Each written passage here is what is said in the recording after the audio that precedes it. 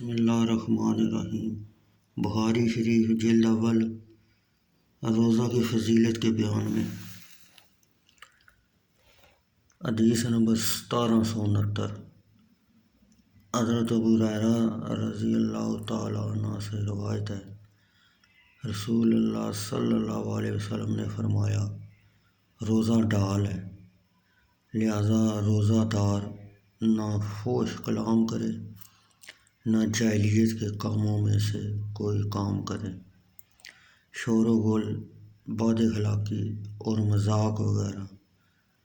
اور اگر کوئی شخص روزہ دار سے جھگڑا کرے یا اس کو گالی وغیرہ دے تو روزہ دار 2 مرتبہ اسے کہے، میں روزہ دار ہوں، اس ذات کی قسم جس کے دست قدرت میں میری جان ہے۔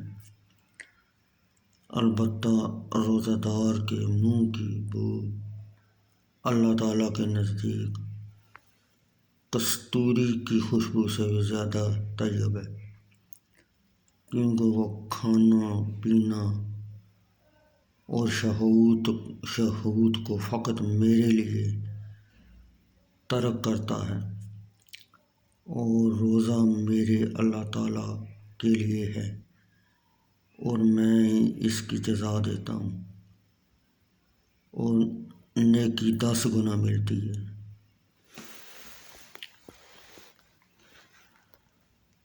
جلد اول بخاری شریف حدیث نمبر 1771۔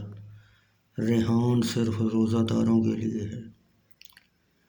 حضرت سہل بن سعد سعدی انصاری رضی اللہ تعالیٰ عنہ نے نبی اکرم صلی اللہ علیہ وسلم سے روایت کی، آپ نے فرمایا، جنت میں ایک دروازہ ہے جسے ریحان کہا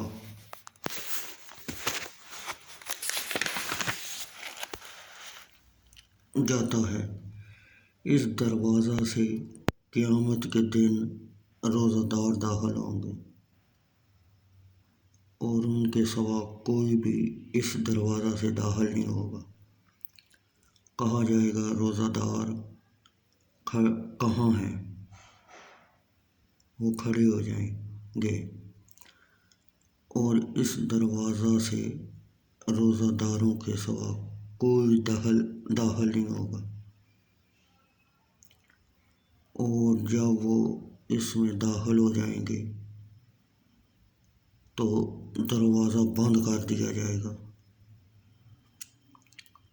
پھر اس دروازہ سے کوئی اور داخل نہیں ہوگا۔